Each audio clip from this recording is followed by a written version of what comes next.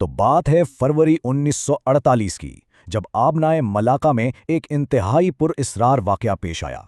हुआ ये कि एक जहाज़ बिल्कुल लावारिस हालत में मिला। बज़ाहिर कोई नुकसान नहीं, मगर मुकम्मल खामोशी।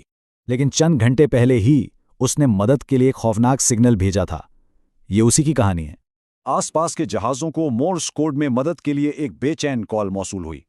इसके बाद एक और पैगाम आया जिसने जहाज़ पर मौत की एक खौफनाक तस्वीर पेश की।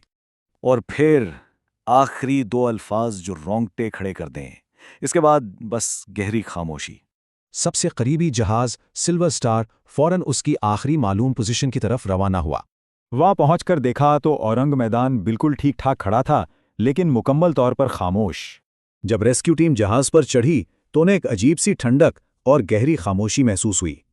और अंदर का मंजर किसी भी भयानक ख्वाब से कम नहीं था। हर तरफ लाशें बिखरी थीं, चेहरे दहशत से साकित।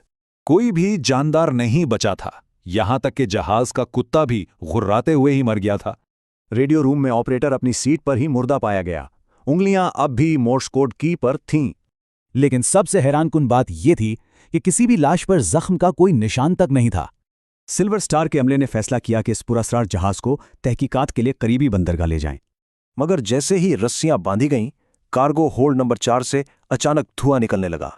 आग इतनी तेजी से फैली कि रेस्क्यू टीम को अपनी जान बचाने के लिए फौरन जहाज छोड़ना पड़ा। और उसके कुछ ही लम्हों बाद एक बहुत बड़े धमाके ने औरंग मैदान के पर्चे उड़ा दिए। जहाज अपने तमाम राजों के साथ समंदर की तह में डूब गया और कोई सुराग नहीं छोड़ा।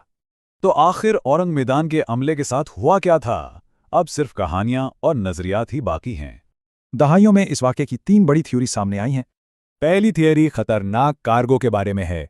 हो सकता है कि स्मगलशुदा केमिकल्स लीक हुए हों। दूसरी थियरी उसे जापानी हयातियाती हथियारों से जुड़े एक खुफिया फौजी मिशन से मिलाती है।